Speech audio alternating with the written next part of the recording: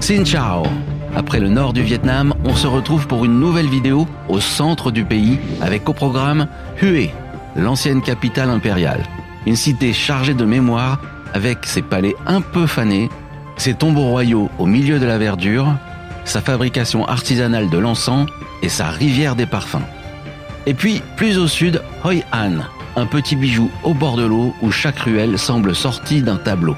Des maisons jaunes, des lanternes partout, des marchés animés, des barques qui glissent au fil de la rivière. Ici, on ralentit, on observe, on savoure et on tombe sous le charme d'une ville envoûtante. Entre tradition et modernité, calme et effervescence, spiritualité et petits plaisirs simples, cette vidéo va vous plonger dans un Vietnam vibrant, contrasté, inoubliable. Bienvenue à Hue, la capitale impériale du Vietnam pendant plus d'un siècle. Ici, impossible de ne pas sentir le poids de l'histoire. La cité impériale, c'est un peu la version vietnamienne de la cité interdite de Pékin, mais en plus intime.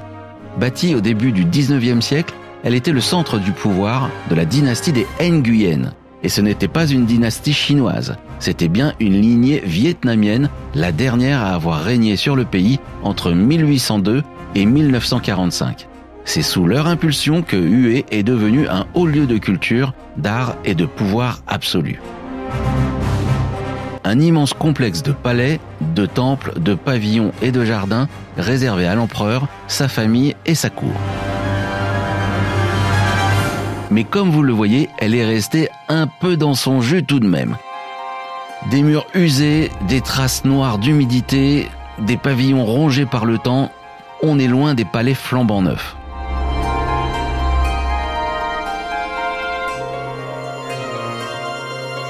Ce mélange de vestiges usés et de palais restaurés en fait un endroit très particulier. Cela lui donne un charme un peu mélancolique, une impression de grandeur fanée.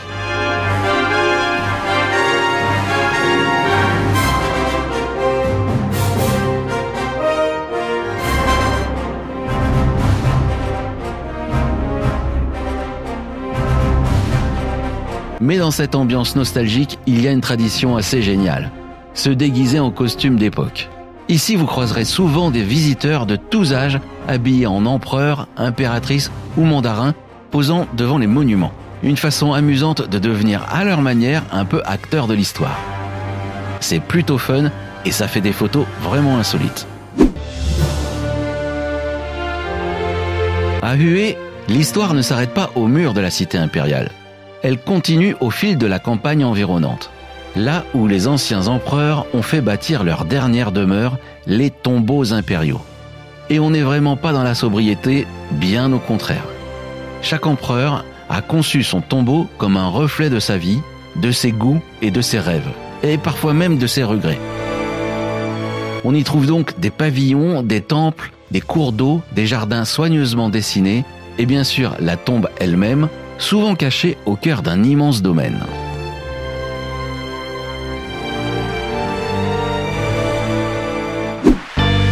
Dans la culture vietnamienne, l'encens est au cœur des cérémonies pour honorer les ancêtres et faire des offrandes. À Hue, des villages entiers vivent de la fabrication artisanale de l'encens. C'est devenu une tradition locale et aussi une petite attraction touristique. Toutes ces rosaces de couleurs, c'est joli à voir. Mais les artisans vous invitent aussi à découvrir leur savoir-faire à travers des démonstrations gratuites où ils roulent un mélange parfumé autour de baguettes en bambou.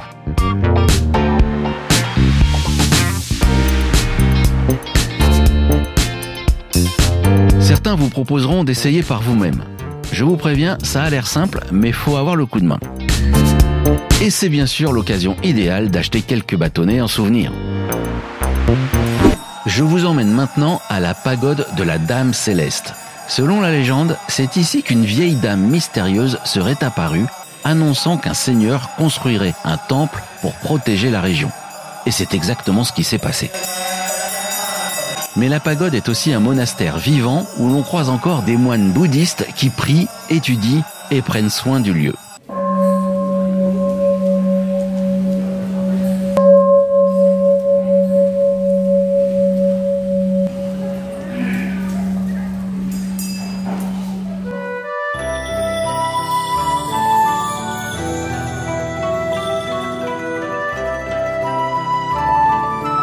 Enfin, à Hue, il y a aussi un cours d'eau qui porte un nom plein de poésie, la rivière des parfums.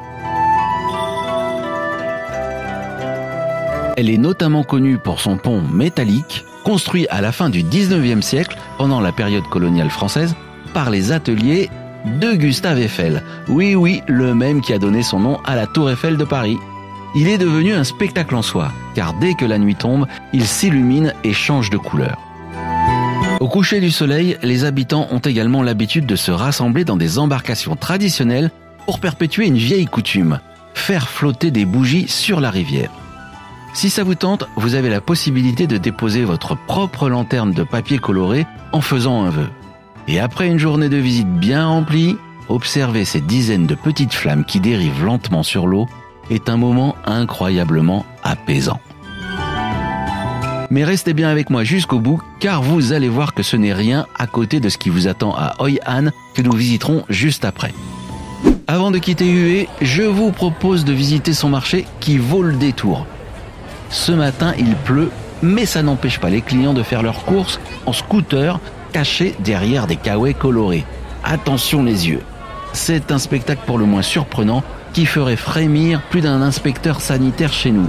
Mais ici, c'est la norme et tout le monde en redemande.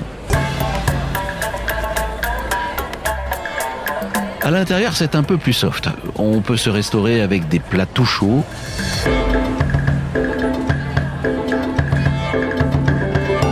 Ou bien encore acheter toutes sortes de spécialités de poissons. On va pas se mentir, ça embaume les allées, mais l'odeur reste supportable.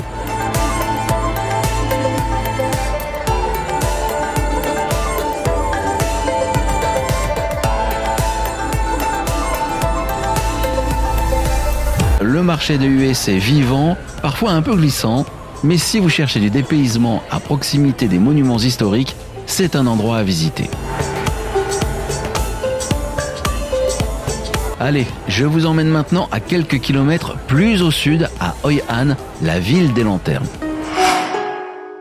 Hoi An, ce n'est pas juste une ville, c'est un décor de cinéma, mais dans la vraie vie.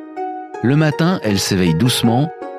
Les groupes de touristes n'ont pas encore envahi les rues, on peut donc profiter d'une ambiance paisible avec partout ces façades d'un jaune profond, un peu usées par le temps. On commence notre visite par le pont japonais, une des icônes de la ville. Assez sobre et plutôt élégant, il fut construit au XVIe siècle pour relier le quartier japonais au quartier chinois de l'autre côté. Il nous accueille avec des sculptures un peu bizarres, un singe d'un côté et un chien de l'autre. Et au centre, il y a un petit sanctuaire dédié à une divinité.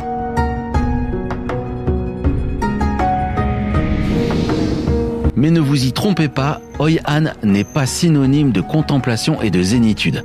Très vite, le calme laisse place à l'énergie.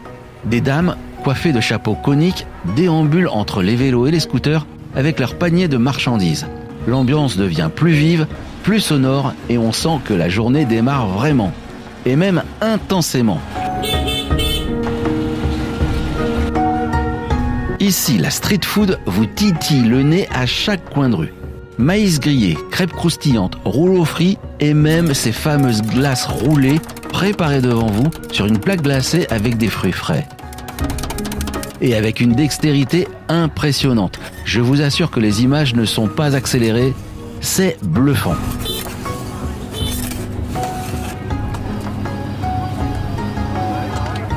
Thank you. Changement d'ambiance. Voici une pagode chinoise tout en exubérance, avec son charme un peu kitsch, il faut bien le dire. Des fontaines en forme de dragon, des lanternes rouges suspendues et des autels aux offrandes étonnantes. Des paquets de gâteaux industriels et des paquets de bouteilles en plastique. Un mélange de spiritualité et de quotidien très terre-à-terre, typique du Vietnam, j'adore. La ville a un autre atout dans sa manche, si j'ose dire, les vêtements sur mesure. Ici, la couture est un sport national. Il y a des tailleurs partout. Si bien qu'en quelques heures, vous pouvez ressortir avec un costume et une robe de gala à vos dimensions et sans exploser votre budget. Mais ce qui fait vraiment le charme de Hoi An, ce sont ses lampions. Rouge, jaune, rose, les couleurs explosent. Sans exagérer, c'est un véritable festival suspendu dans l'air, au-dessus des ruelles, des façades, des ponts. La ville est un tableau vivant. En fin d'après-midi, on entre dans une autre dimension, celle du bruit de la foule et d'un début d'effervescence. L'animation est partout et envahit les trottoirs. Il y en a pour tous les goûts.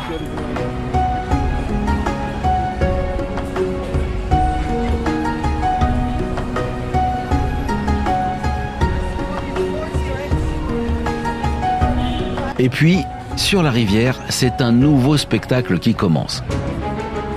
Les barques sont plus nombreuses et elles transportent de plus en plus de touristes. Elles se suivent, s'alignent, se croisent et avancent doucement sous les ponts.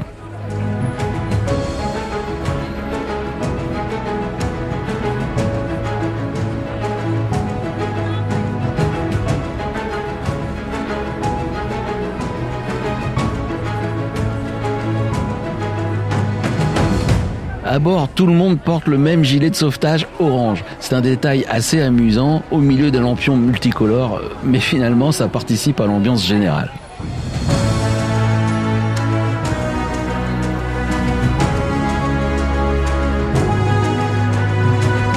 Les lumières flottent sur l'eau, les reflets dansent, les photographies s'enchaînent. C'est un flot continu de petites embarcations qui glisse comme si la rivière s'était transformée en une veine lumineuse qui traverse la ville.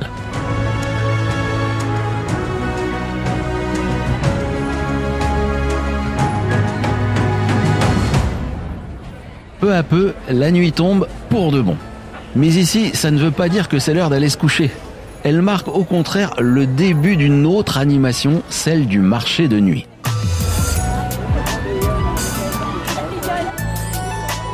Les stands s'étalent à perte de vue. On y trouve des bibelots, des porte-bonheur, de l'encens, des éventails, de la vaisselle, des tas de souvenirs à ramener comme autant de témoignages de votre voyage au Vietnam.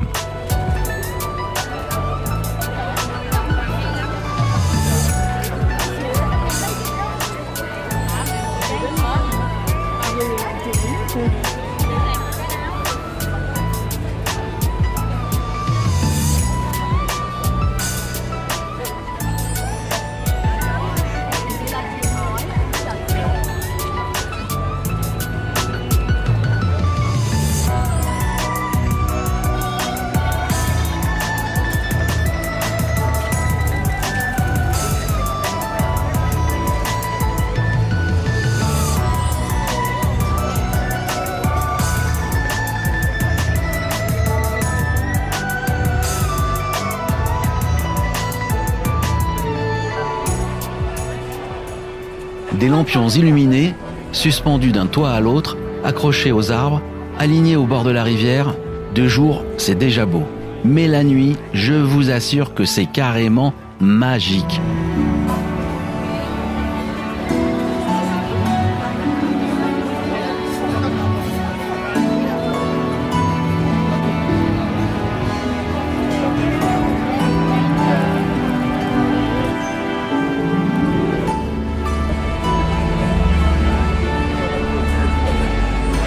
Ce sont des centaines de petites lumières colorées qui dansent au-dessus de l'eau pendant que les bateaux glissent lentement, chargés de touristes venus capturer cette ambiance féerique avec leur smartphone. Je vous encourage d'ailleurs à tester cette expérience également, c'est vraiment sympa. Vous l'aurez compris, entre la solennité de la cité impériale de Hue et la douceur des soirées à Hoi An, le centre du Vietnam dévoile un visage à la fois majestueux, plein de vie et profondément attachant. Et si le voyage prend fin, les images restent. Les couleurs, les parfums, les ambiances, un concentré d'émotions qu'on emporte avec soi. Cette vidéo vous a peut-être donné l'envie de visiter cette région. Si c'est le cas, n'hésitez pas à la liker, à la partager et à la commenter pour enrichir les échanges. Enfin, n'oubliez pas de vous abonner à la chaîne en activant la cloche de notification pour suivre la suite de notre voyage. La prochaine fois, vous découvrirez le sud du pays avec Saïgon et le delta du Mékong qui vous promettent encore un plein de dépaysement. À bientôt!